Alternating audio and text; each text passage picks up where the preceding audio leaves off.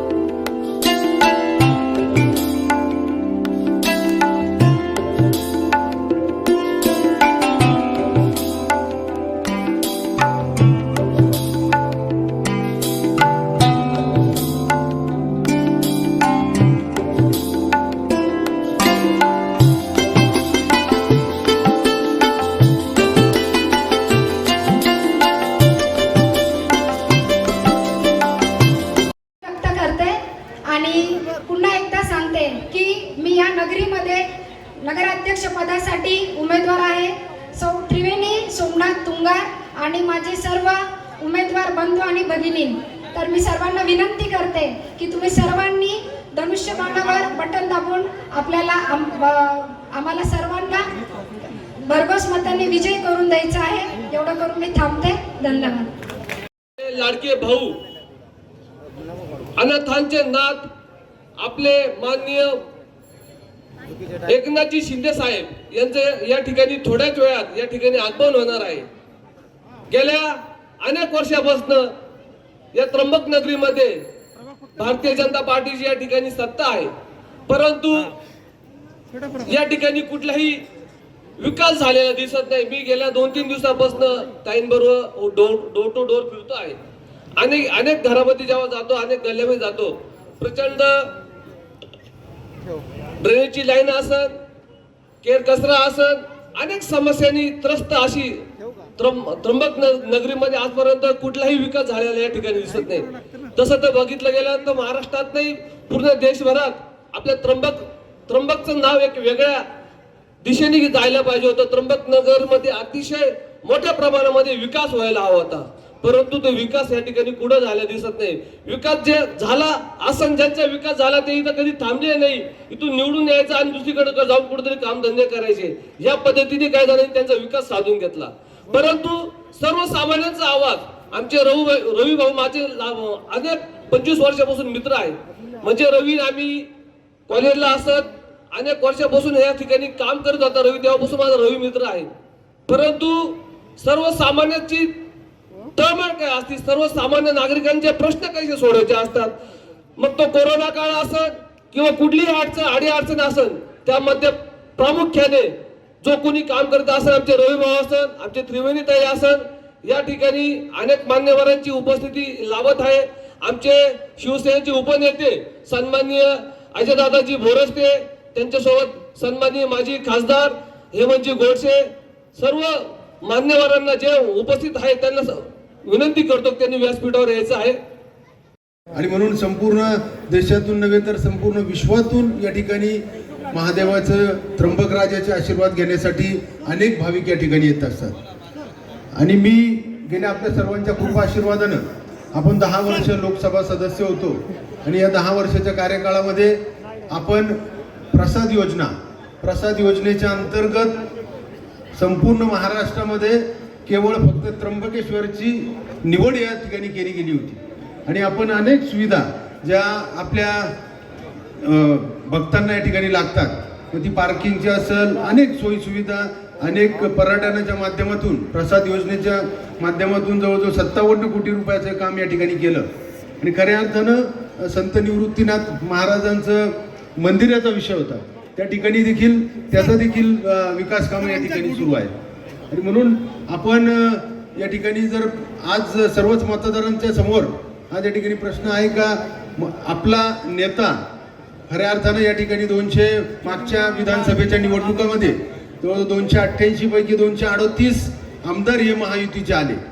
आणि म्हणून प्रत्येक ठिकाणी आज संपूर्ण महाराष्ट्रामध्ये आपण 286 नगरपालिकांमध्ये जर बघितलं तर सगळ्या ठिकाणी मैत्रीपूर्ण लढत आहे. परंतु प्रत्येक नेता म्हणजे प्रत्येक मतदाराला हा प्रश्न आहे की महायुतीचा उमेदवाराला मतदान करत असताना आपण कोणाला मतदान करावं. पण या ठिकाणी मी सर्व मतदार बंधूंना या ठिकाणी सांगू इच्छितो का आपण जर बघितलं तर आपलं नगर विकास खातं हे आपल्या शिंदे साहेबांकडे, आपल्या त्र्यंबकेश्वर शहर हे पर्यटन भाविकांसाठी एक पर्यटन रिलीजियस सर्किट म्हणून या ठिकाणी ओळखलं जातं. आणि म्हणून पर्यटन खातं देखील शिवसेनेकडे या ठिकाणी आहे. आणि खऱ्या अर्थानं जर आपल्याला या त्र्यंबक नगरीचा विकास करायचा असेल तर हे दोन्ही खाते अत्यंत महत्त्वाचे. काही ठिकाणी अनेक धोरणात्मक निर्णय घ्यायचे नगर विकास माध्यमाच्या माध्यमातून, त्यासाठी शिंदे साहेब आहेत. पर्यटन विकासाच्या माध्यमातून देसाई साहेब आहेत, शंभूराजे देसाई साहेब आहेत. आणि म्हणून आपल्या सर्व मतदारांना माझी आणि त्यात आपण जर बघितलं आपल्या नगराध्यक्षपदाच्या उमेदवार ज्या आहेत त्रिवेणीताई तुंगार, या देखील गेल्या अनेक वर्षांपासून सामाजिक कार्यामध्ये सातत्यानं लोकांमध्ये महिलांमध्ये त्या सातत्यानं कुठल्या ना कुठल्या माध्यमातून महिला सक्षमीकरण कसं होईल यासाठी बचत गटाच्या माध्यमातून अनेक योजनांचा लाभ घराघरापर्यंत पोहोचवण्याचं त्यांनी काम या ठिकाणी केलं. उमेदवार माननीय त्रिवेणीताई तुंगारजी, त्यासोबतच शिवसेनेचे सर्व सन्माननीय उमेदवार, या ठिकाणी शिवसेनेचे सर्व नेतेगण, उपस्थित बंधू आणि भगिनींनो, मला वाटतं की जसं आता आदरणीय महाराजांनी सांगितलं, आपल्या या त्र्यंबकेश्वर नगरपालिकेच्या निवडणुकीकडे सर्वांचं लक्ष लागलेलं आहे. देशभरातून हजारो लाखोच्या संख्येने भाविक आपल्या या पुण्यनगरीमध्ये येत असतात. आणि आपल्या सर्वांना माहिती आहे की 2027 मध्ये त्र्यंबकेश्वर आणि आपल्या नाशिक मध्ये पवित्र कुंभमेळा त्या ठिकाणी संपन्न होणार आहे. आणि एकीकडे ही परिस्थिती असताना दुर्दैवाने आजही त्र्यंबकेश्वरला पूर्णपणे पिण्याचं पाणी आपण देऊ शकत नाही, ही पण वस्तुस्थिती आहे. आणि म्हणून येणाऱ्या काळामध्ये त्र्यंबकेश्वर शहराला येणाऱ्या भाविकांच्या संख्येच्या अनुरूपपणे मला वाटतं की अगदी एप्रिल, मे, जून महिना त्या शुद्ध पिण्याचं पाणी कसं मिळेल त्याही दृष्टिकोनातून आपल्याला काम करावं लागणार आहे. पाठीमागच्या काळामध्ये कुंभमेळ्याच्या काळामध्ये अनेक लहान लहान दुकानदारांना त्या ठिकाणी विस्थापित करण्यात आलेलं आहे. आणि म्हणून याही कुंभमेळ्यामध्ये त्यातल्या त्यात कोणीही विस्थापित होणार नाही याची काळजी आपल्याला घ्यावी लागणार आहे. उलट पक्षी पाठीमागच्या काळामध्ये, पाठीमागच्या कुंभमेळ्यामध्ये ज्यांचे विस्थापित झालेले आहेत त्या लोकांना परत रोजगाराची संधी कशी मिळेल त्या दृष्टिकोनातून एक भव्य व्यापारी संकुल निर्माण करून त्या ठिकाणी व्यापाऱ्याची संधी की जेणेकरून स्थानिकांच्या उदरनिर्वाहाचं साधन त्या ठिकाणी झालं पाहिजे, त्याही दृष्टिकोनातून आपल्याला नियोजन त्या ठिकाणी करायचं आहे. हा त्र्यंबकचा कायापालट करण्याचा निर्णय घेण्याची सभा आहे. कारण आजच्या सभेला शिवसेनेचे मुख्य नेते, सर्व लाडक्या बहिणींचे लाडके भाऊ आदरणीय एकनाथ शिंदे साहेब खास येत आहेत. आपल्याला माहिती म्हणून सांगतो की साहेबांना काल आम्ही सहज म्हटलं, आले बघा सत्य आहे की नाही? साहेब येत आहेत, तुम्हाला निर्णय घ्यायचा आहे. कारण एकनाथ शिंदे साहेब एक असं व्यक्तिमत्व आहे जे तळागाळातून एक रिक्षा चालक ते महाराष्ट्राचा मुख्यमंत्री, मला वाटतं असा प्रवास कदाचित महाराष्ट्रात कुणी बघितलेला नाही. आपण सर्वांना माहिती आहे, इथं अनेक माझे ज्येष्ठ आमचे आजोबाजी बसलेले आहेत. स्वातंत्र्यानंतर हे एकमेव मुख्यमंत्री असे झाले ज्यांनी थराचे बाज निर्णय घेतले. बघा आमच्या लाडक्या बहिणी बसमध्ये जातात की नाही, किती टक्के कोणी घेतला का? मगाशी मी बोलत होतो पाण्याचा मुद्दा सांगितला. त्र्यंबक राजाच्या ह्या नगरीमध्ये पाण्याचा विषय. मला सांगा, जिथे कुंभमेळ्यासारखा कुंभमेळा होतो, हे सगळे साधू महंतांच्या आशीर्वादानं पावन झालेल्या भूमीमध्ये पाण्यासाठी आमच्या भगिनींना तंतन करावी लागते. याचा अर्थ एकच आहे की नेतृत्वात बदल झाला पाहिजे. मला आपल्याला सांगायचं आहे, सुदैवानं शिवसेनेचा उमेदवार असा आहे जो आमच्या तुमची लाडकी बहीण आहे, त्रिवेणीताई तुंगार. बरं आधी करून दाखवलं आणि मग बोलतोय. नाहीतर अनेक झेरॉक्स नगरसेवक तुम्ही आम्ही बघत असतो, परंतु ताईंचं काम ह्या सर्व महिलांमध्ये अत्यंत चांगलं आहे. बचत गट असतील, त्यांना स्वतःच्या पायावर स्वावलंबी करण्याच्या त्यांच्या योजना असतील. मला असं वाटतं की सर्वात संवेदनशील कोण असतं तर ती आमची भगिनी असते, कारण तिला घर चालवायचं असतं. आणि अशा जी अत्यंत चांगलं घर चालवते अशा गृहिणीकडे जर तुम्ही ह्या त्र्यंबक राजाच्या नगरीची चावी दिली तर ह्या त्र्यंबकचा कायापालट झाल्याशिवाय राहणार नाही. नतमस्तक होतो. ब्रह्मगिरीच्या पर्वताच्या कुशीत वसलेले हे शहर संपूर्ण भारताचं वैभव आहे. इथे साक्षात गोदावरी मातेचा जन्म झाला, उगम आहे. आणि त्र्यंबकेश्वर ही पवित्र भूमी आहे. ज्योतिर्लिंगाचं तेज इथे एकवटलेलं आहे. हे तेज धारण करणारी तेजस्वी भूमी आहे. आणि आज व्यासपीठावरील हे सर्व पहिल्यांदा मी व्यासपीठावर सगळे संत महंत ही सगळी मंडळी पाहतो आहे. आता मला एवढंच सांगायचं आहे, या ठिकाणी आपले महंत शंकरानंद सरस्वती महाराज आहेत, महंत दीपकगिरी महाराज आहेत, महंत धनंजयगिरी महाराज आहेत. ही संत महात्म्याची जी या ठिकाणी आपल्या व्यासपीठावर आशीर्वाद द्यायला आपले या त्रिवेणीताई तुंगार, त्रिवेणीताई तुंगार यांच्या विजयासाठी, तुमच्या विजयासाठी एवढे संत महात्मे आलेले आहेत. आमचा तुमचा विजय पक्का आहे.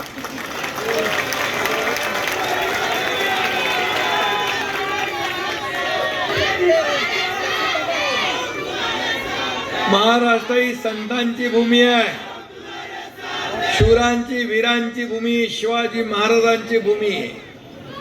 आणि या संतांच्या भूमीत ही संत मंडळी व्यासपीठावर आहे, वारकरी मंडळी आहे. आता तुम्हाला चिंता करायची आवश्यकता नाही. पुन्हा एकदा सांगतो, तुम्ही वाजत गाजत या त्र्यंबकेश्वर नगर परिषदेत गेल्याशिवाय राहणार नाही.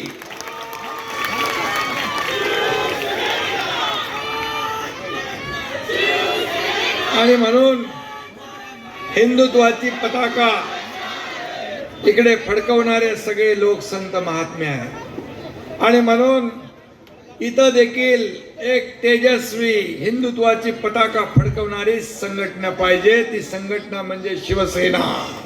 शिवसेना. आणि म्हणून शिवसेनेच्या आपल्या नगराध्यक्षपदाच्या उमेदवार आमच्या त्रिवेणीताई तुंगार आणि त्यांचे सर्व सहकारी, या सगळ्यांसाठी मी विनंती आपल्याला करायला आलोय की उद्याच आहे 2 तारखेला आपल्याला धनुष्यबाणासमोरचं प्रभू रामचंद्राचं धनुष्यबाण घेऊन या ठिकाणी लक्षाचा अचूक वेध घ्यायचा आहे आणि या ठिकाणी भगवा फडकवायचा आहे. यासाठी विनंती करायला आलोय. आणि हे व्यासपीठ पाहिल्यानंतर, बघितल्यानंतर मी आपल्याला एवढंच सांगतो की राजकीय अधिष्ठानापेक्षा हे धार्मिक आध्यात्मिक अधिष्ठान हे केव्हाही वरचं असतं. आणि म्हणून हे धार्मिक आध्यात्मिक अधिष्ठान आज या ठिकाणी या आपल्या लाडक्या बहिणीच्या पाठीशी आहे. आणि म्हणून लाडक्या बहिणी इकडे आहेत सगळ्या. लाडक्या बहिणी सगळ्या मला येताना भेटल्या. मी मुख्यमंत्री असताना 2.5 वर्ष या राज्याची सेवा केली. हा एकनाथ शिंदे पायाला भिंगरी लावून या राज्यात फिरला. अनेक विकासाला चालना प्रकल्पाला दिली. अनेक लोकाभिमुख कल्याणकारी योजना केल्या. त्या सगळ्या योजनेमध्ये माझी आवडती योजना कुठली असेल तर मुख्यमंत्री माझी लाडकी बहीण योजना.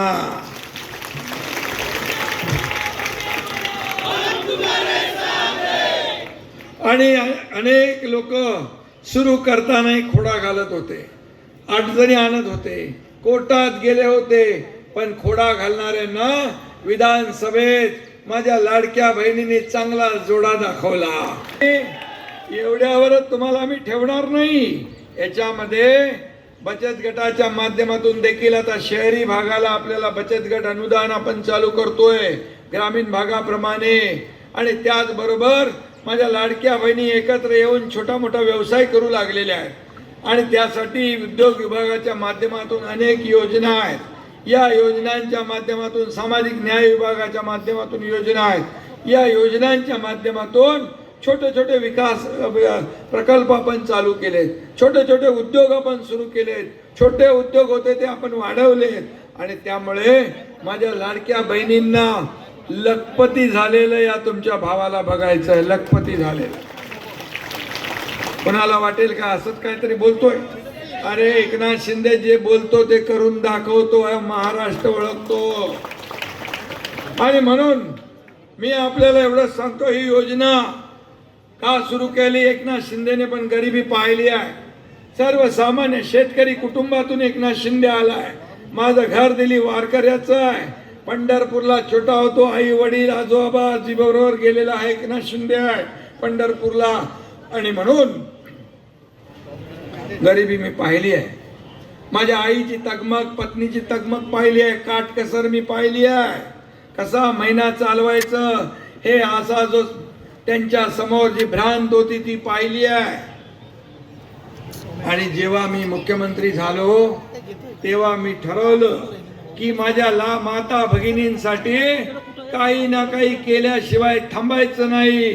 आणि तिथूनच ही लाडक्या बहीण योजनेचा जन्म झाला. हे मला सांगायला या ठिकाणी आनंद होतोय. किती योजना केल्या. लेक लाडकी लखपती योजना केली. 50% ST मध्ये महिलांना सवलत दिली. मुलींचं उच्च शिक्षण मोफत केलं. या ठिकाणी आपल्या नावासमोर फक्त वडिलांचं नाव आपण लावत होतो. आता आईचं नाव देखील लावण्याचा निर्णय आपल्या सरकारने घेतला. माझ्या माता भगिनींना मान सन्मान वाढवण्याचं काम आपल्याला करायचं.